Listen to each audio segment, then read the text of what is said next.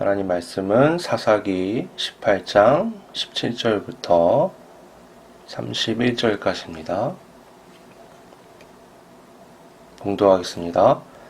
그 땅에 정탐하러 갔던 5사람이 그리로 들어가서 새긴 신상과 에봇과 드라빔과 부어 만든 신상을 가져갈 때에 그 제사장은 무기를 지닌 600명과 함께 문 입구에 섰더니 그 5사람이 미가의 집에 들어가서 그 새긴 신상과 에봇과 드라빔과 부어 만든 신상을 가지고 나오매 그 제사장이 그들에게 묻되 너희가 무엇을 하느냐 하니 그들이 그에게 이르되 잠잠하라 내 손에 입을 대라 우리와 함께 가서 우리의 아버지와 제사장이 되라 내가 한 사람의 집에 제사장이 되는 것과 이스라엘의 한 지파 한 족속의 제사장이 되는 것 중에서 어느 것이 낫겠느냐 하는지라.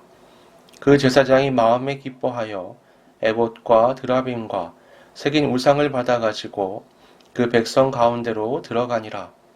그들이 돌이켜서 어린 아이들과 가축과 값진 물건들을 앞세우고 길을 떠나더니 그들이 미가의 집을 멀리 떠난 때에 미가의 이웃집 사람들이 모여서 단 자손을 따라붙어서 단 자손을 부르는지라. 그들이 얼굴을 돌려 미가에게 이르되 네가 무슨 일로 이같이 모아가지고 왔느냐 하니 미가가 이르되 내가 만든 신들과 제사장을 빼앗아 갔으니 이제 내게 오히려 남은 것이 무엇이냐 너희가 어찌하여 나더러 무슨 일이냐고 하느냐 하는지라. 단 자손이 그에게 이르되 내 목소리를 우리에게 들리게 하지 말라.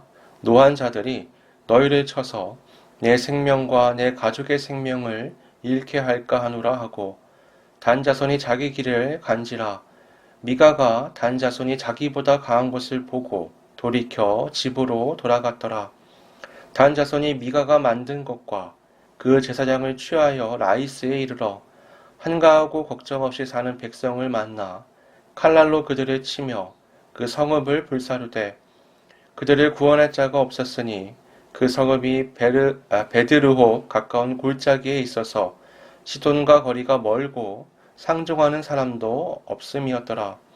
단 자손이 성읍을 세우고 거기 거주하면서 이스라엘에게서 태어난 그들의 조상 단의 이름을 따라 그 성읍을 단이라 하니라. 그 성읍의 본 이름은 라이스였더라. 단 자손이 자기들을 위하여 그 새긴 신상을 세웠고 모세의 손자요 게르솜의 아들인 요나단과 그의 자손은 단 지파의 제사장이 되어 그 땅 백성이 사로잡히는 날까지 이르렀더라. 하나님의 집이 실로에 있을 동안에 미가가 만든 바 새긴 신상이 단 자손에게 있었더라. 아멘.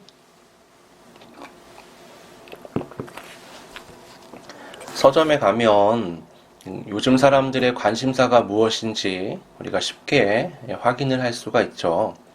경제, 건강, 음식, 여행, 투자, 부동산 관련해서 아주 많은 책들이 있습니다. 근데 이런 책들을 끌어가는 어떤 트렌드라는 게 있는데요. 요즘은 이제 질병이 이제 키워드가 되죠. 경제도 이 질병과 관련해서 이 코로나 시대 또는 코로나 이후 시대에 어떻게 될 것인가. 건강도 이 전염병 예방 또는 극복에 많은 초점이 맞춰져 있고요. 또 음식이나 여행, 여가생활 같은 건 어떻죠? 집콕이죠. 집에서 운동도 마찬가지고 사람들과 비대면으로 할 수 있는 또는 혼자 할 수 있는 것들에 많은 초점이 맞춰져 있습니다. 이게 다 유행이라 아마도 1, 2년 지나고 또 이 질병이 잠잠해지면 또 다른 것이 트렌드가 돼서 또 여러 가지 책들이 쏟아지겠죠. 근데 항상 변치 않는 이것들을 이제 관통하는 키워드가 하나 있는데 역사상 항상 변하지 않는 한 가지는 성공이라고 말할 수 있습니다. 경제, 건강, 투자, 취업, 창업, 취미 이 모든 것들을 관통하는 사람들에게 가장 관심받는 키워드는 성공입니다. 책뿐만이 아니죠. TV에서도 인터넷에서도 모든 곳에서 이 성공을 주제로 해서 많은 것들을 우리에게 이야기합니다. 사람은요, 누구나 다 모두가 성공하길 원합니다. 그래서 성공이란 단어가 들어가면 모든 사람들의 관심이 집중이 되죠. 그런데 사실 성공은 실체가 없죠. 무엇이 성공이다 라고 딱 잘라서 보편적으로 다 적용시킬 수 있는 게 없습니다. 예를 들면 달리기 선수의 성공은 세계 신기록을 세우는 것이겠죠. 근데 그게 요리사에겐 별 의미가 없는 겁니다. 요리사의 성공은 뭐죠? 길이 남을, 많은 사람들이 먹을 그런 엄청난 요리를 만드는 거죠. 근데 그게 또 기자한테는 큰 의미가 없어요. 기자는 아주 획기적인 엄청난 사건을 그 역사의 한 획을 그을 만한 사건을 최초로 보도해서 단독으로 뭔가를 하는 것, 이런 것들을 성공이라고 말할 수 있겠죠. 이처럼 성공이란 단어는 우리가 모두 공유하지만 구체적으로 성공의 그림은 다 다른 거죠. 이 성공의 사전적 의미를 보면요, 목적하는 바를 이루는 것이라고 말합니다. 모두의 목적이 다르기 때문에 성공도 다 달라질 수밖에 없는 겁니다. 이렇게 삶의 목적이 다 다름에도 불구하고 이 성공이란 키워드가 보편적으로 어필이 되는 이유가 뭘까요? 그건 이 성공이라는 단어 앞에 인생이란 단어가 붙기 때문입니다. 우리는 인생이 성공하길 원하죠. 목적은 저마다 다 다르지만 똑같이 다 인생이라는 걸 살아갑니다. 그리고 인생에서 성공을 향해 나아가죠. 사람은 모두 살아갑니다. 근데 원해서 사는 사람은 단 한 명도 없어요. 어느 날 문득 나라는 자아가 생겨나고 세상을 인식하게 되는 순간 이미 내가 살고 있다는 걸 깨닫게 된 거죠. 이미 살고 있는 삶이기 때문에 우리는 실패가 아닌 성공을 원합니다. 누구도 선택하진 않았지만 이미 살고 있기 때문에 실패는 또 누구도 원하지 않아요. 모두가 이 삶에서 어떻게든 긍정적인 결과를 얻어내길 원합니다. 그래서 인생의 성공이라는 건 모두의 구미를 당기는 문구가 될 수밖에 없는 거죠. 오늘날 인생의 성공은 돈이랑 깊은 관련이 있어요.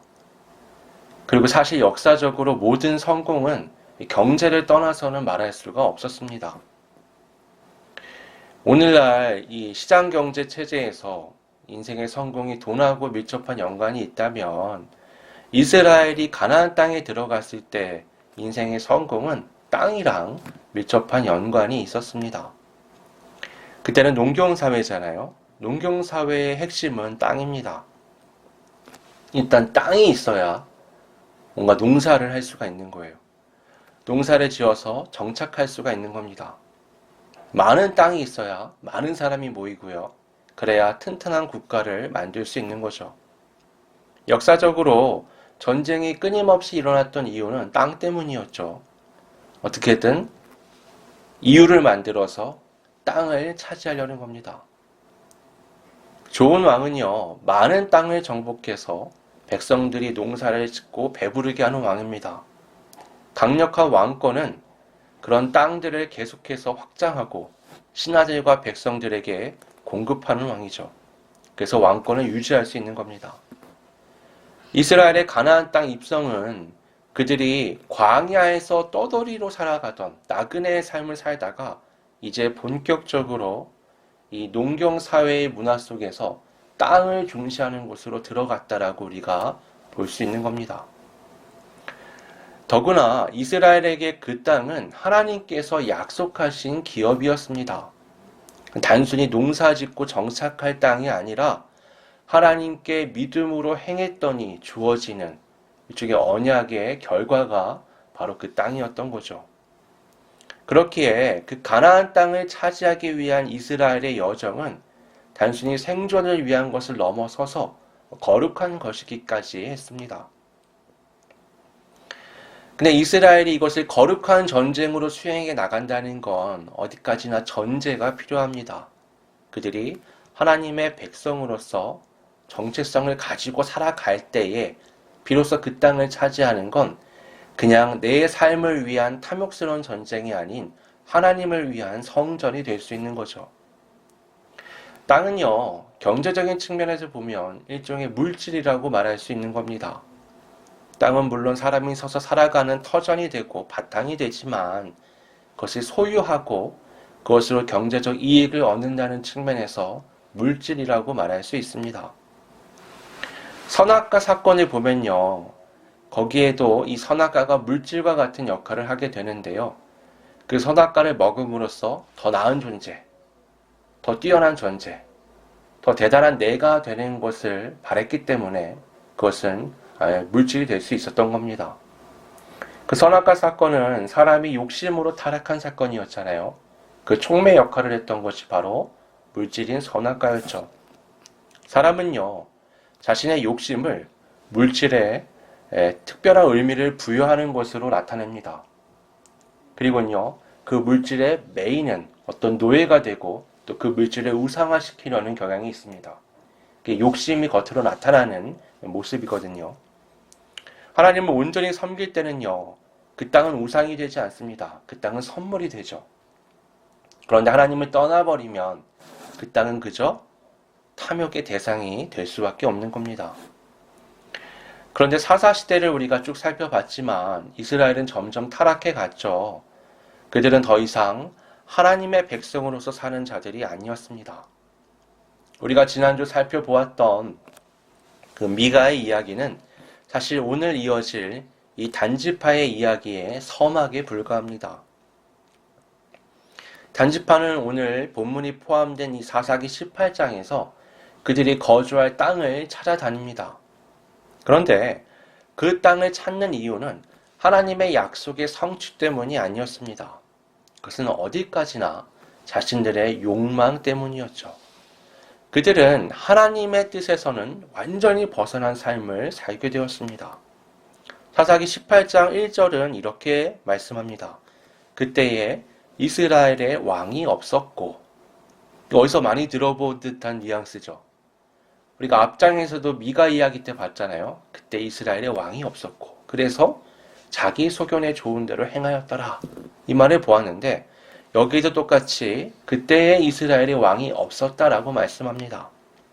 그건 그 문장 이후에 이어지는 단지파가 지금 하려는 것, 곧 자신들이 거주할 땅을 찾아보고 싸우고 쟁취하는 그 모든 과정이 하나님과는 상관없이 왕이신 하나님 없이 이루어진 것이다라는 것을 말하는 겁니다. 이때까지 단지파가 기업을 분배받지 못하였다라고 말씀합니다. 그것이 이유가 돼서 땅을 차지하러 다녔다라고 말하는 거죠. 가나안 땅은 약속의 땅입니다. 그러니 때가 되어 그 땅을 차지하는 것은 당연한 거죠.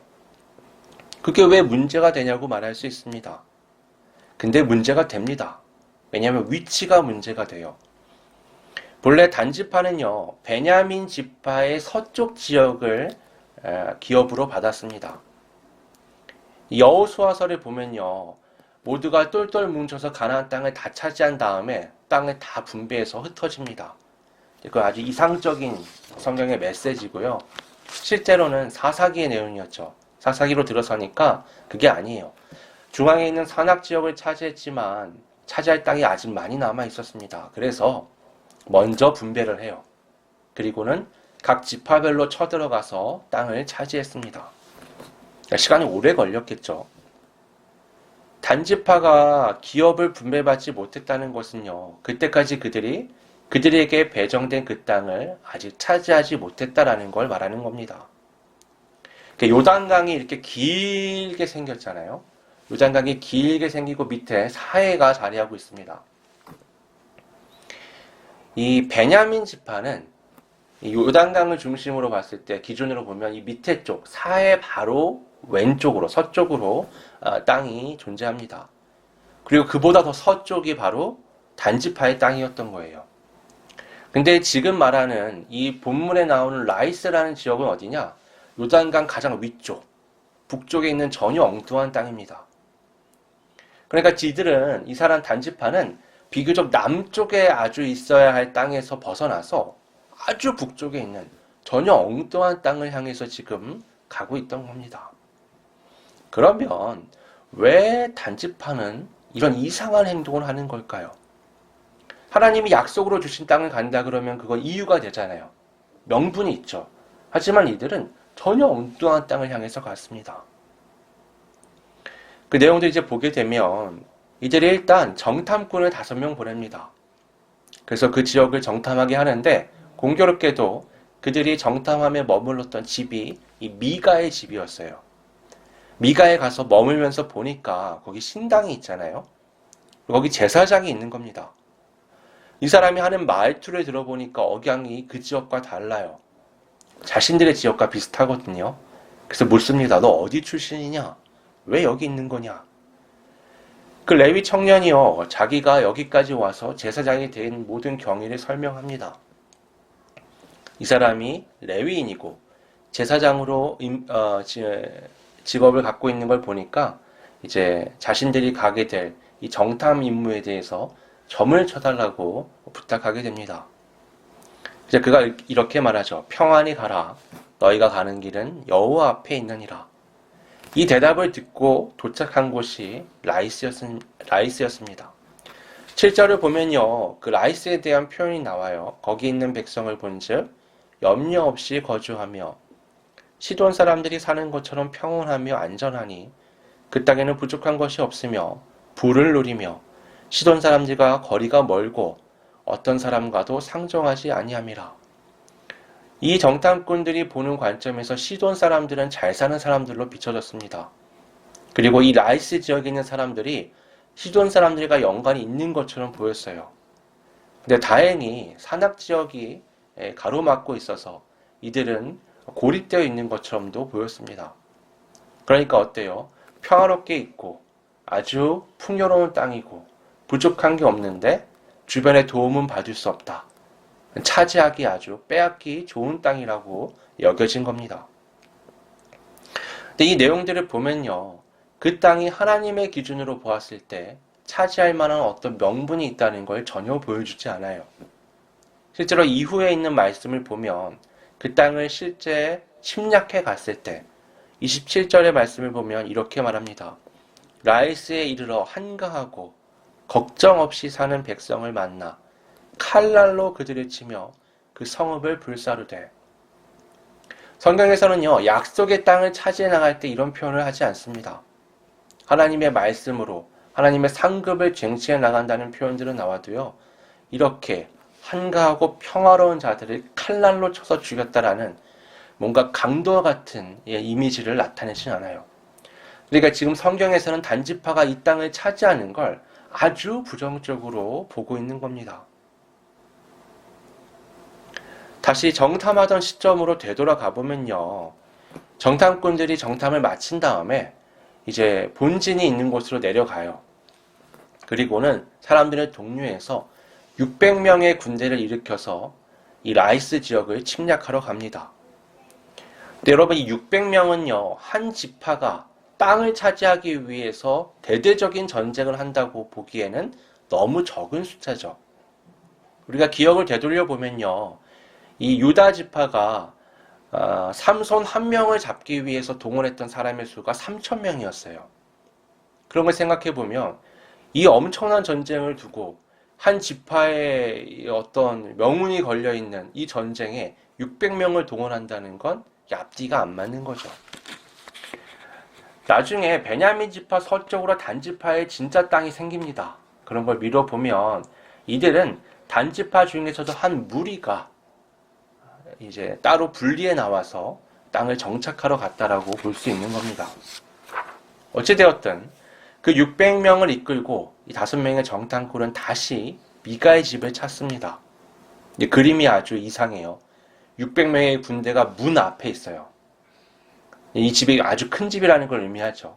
600명이 진을 치고 그 집 앞에 있고 그 집에 정탐꾼들이 들어가서 그 신상들을 마구 훔쳐옵니다. 그 과정에서 이 제사장으로 있는 레위 청년을 만나게 되잖아요. 그가 항의를 하니까 이렇게 말합니다. 잠잠하라. 내 손을 입에 대라. 우리와 함께 가서 우리의 아버지와 제사장이 되라. 네가 한 사람의 집의 제사장이 되는 것과 이스라엘의 한 지파, 한 족속의 제사장이 되는 것 중에서 어느 것이 낫겠느냐? 스카우트 제의를 하는 거죠. 야, 이거 다 가져갈 거야, 이제. 근데 이 집의 제사장으로 남는 것보다 우리랑 같이 가서 거대한 한 지파의 제사장이 되는 것이 훨씬 낫지 않겠냐? 그러자 그 제사장으로 있던 레위 청년은요, 아주 기뻐하면서 그들을 쫓아갔습니다. 단지파 사람들은요, 그 신상들과 제사장을 훔치는 것에서 멈추지 않고 어린 아이들과 가축들, 또 값진 물건들까지 다 훔쳐가지고 떠나요. 뒤늦게 이 사실을 한 미가가 그 주변 이웃들을 데리고 군대를 일으켜서 쫓아갑니다. 미가는요, 사실 억울할 만하죠. 단지파 정탐하러 왔을 때 자기 집을 제공해 줬잖아요. 레위 청년에게 제사장직을 제의하고 잘 챙겨줬습니다. 그런데 돌아온 건 뭐예요? 아무것도 없는 거예요. 모두 다 빼앗겨 버렸죠. 너무 화가 나서 뒤를 쫓는데 단지파 사람들이 오히려 이 미가에게 아주 고압적인 자세를 취합니다. 네가 무슨 일로 이같이 모아가지고 왔느냐? 너무 뻔뻔하지 않아요? 뻔히 아는 이야기인데 아주 뻔뻔하게 너 왜 왔냐? 대체 무슨 일이냐? 이렇게 말합니다. 그래서 미가가 말합니다. 야, 다 가져갔는데 나한테 남은 것이 아무것도 없다. 그래놓고 나한테 왜 왔냐고 말하는 것이 이게 맞는 말이냐? 그러자 그들이 이렇게 말합니다. 네 목소리를 우리에게 들리게 하지 말라. 노환자들이 너희를 쳐서 내 생명과 내 가족의 생명을 잃게 할까 하노라. 쉽게 말하면 너 한 번만 더 떠들면 다 죽여버릴 거야. 이렇게 얘기하는 겁니다. 철저하게 힘으로 강도질하는 거죠. 미가는요, 기껏 쫓아가놓고선요, 이 힘의 차이를 실감하게 돼요. 아무것도 못 해보고 다시 돌아오게 되죠. 그 길로 이 단지파 600명의 군대는요, 라이스로 올라갑니다. 그리고 우리가 앞서 읽었던 27절 말씀처럼 한가하고 걱정 없이 사는 그 백성들을 칼날로 쳐서 다 죽이죠. 단지파 사람들은요, 미가의 집을 약탈하고 평화로운 라이스 사람들을 사륙했습니다. 이건 하나님의 백성으로서 죄에 물든 가나안 땅을 정복해 나가는 우리가 기대하는 이스라엘 모습과는 굉장히 다른 겁니다. 이스라엘은 죄가 가득한 가나안 땅에 우상 숭배를 몰아내고 하나님의 거룩한 나라를 세워야 했습니다. 그런데 지금 묘사되는 단지파 사람들은 강도와 다를 바가 전혀 없는 거죠. 그들은 폭력으로 평화로운 세상을 빼앗고 죽이는 자들입니다. 그들은 하나님께서 약속하신 땅을 버렸습니다. 그 땅을 차지하기 어려웠으면 하나님을 찾아야 했죠. 믿음의 눈으로 신앙을 회복하고 다시 용기를 내서 그 땅을 차지하기 위해 나아갔어야 합니다.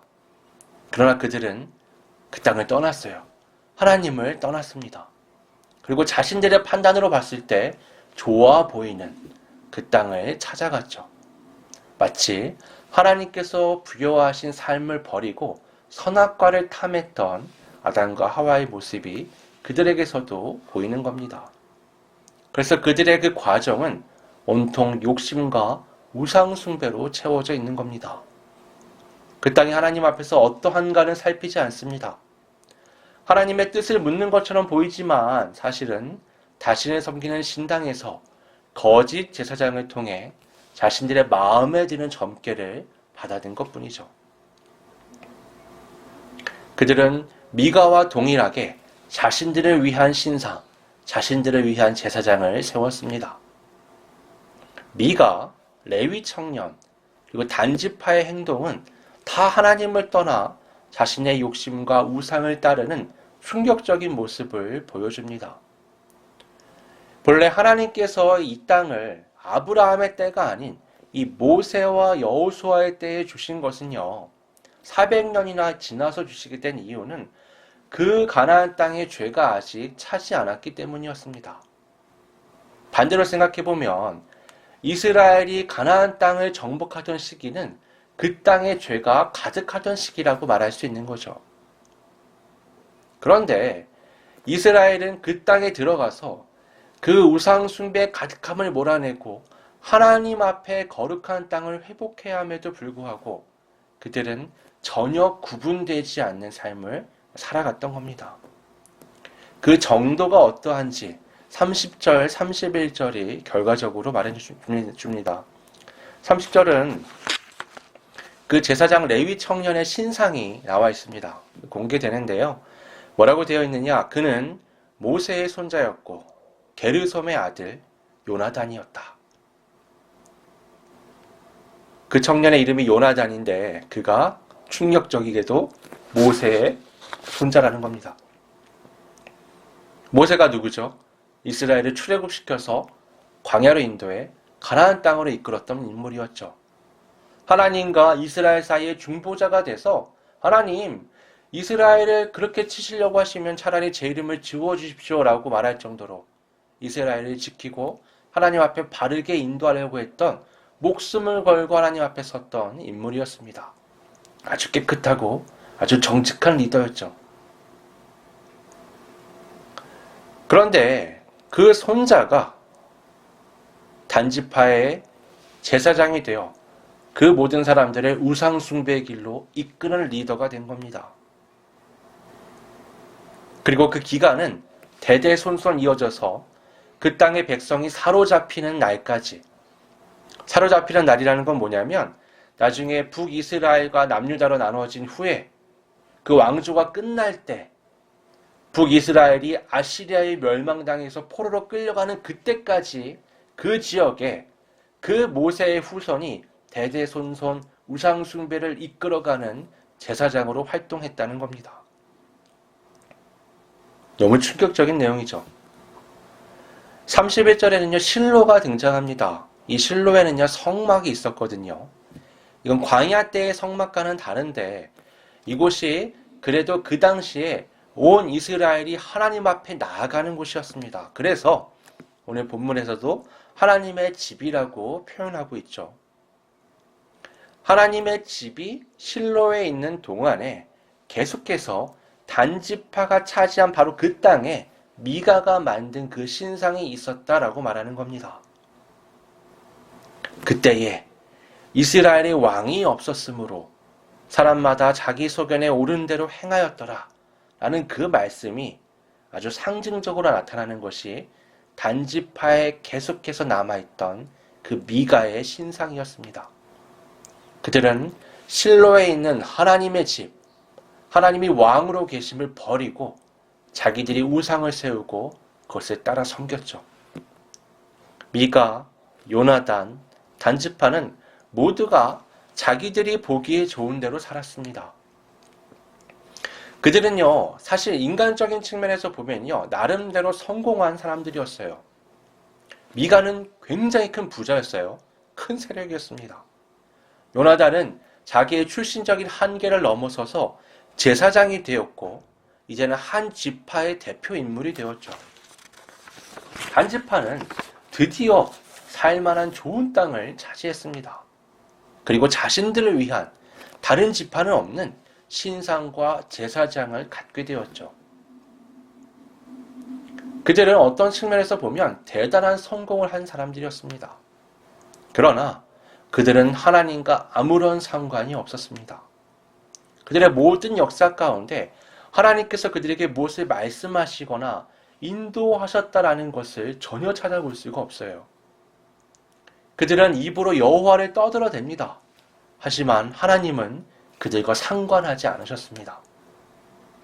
그들은 뭔가 대단한 성공을 이룬 것 같았지만 그것은 하나님과 상관없는 성공이었죠.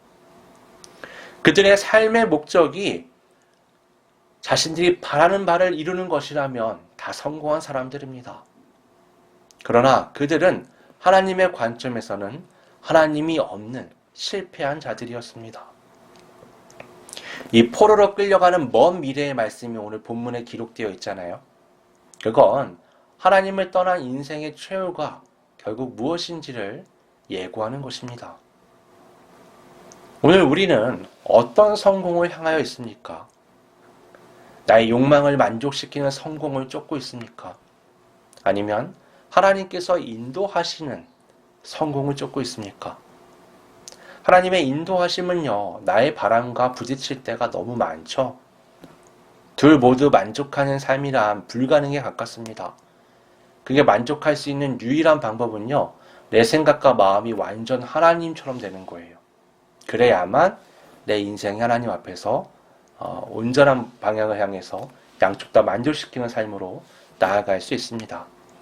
근데 그게 얼마나 힘든지 이 땅에 우리를 구원하러 오신 예수님, 하나님의 아들이신 그분까지도 십자가를 앞에 두고 그 하나님의 인도하심을 두고서 땀방울이 핏방울이 되는 것 같은 고통의 기도를 통해서 마음을 맞추는 시간이 필요했습니다.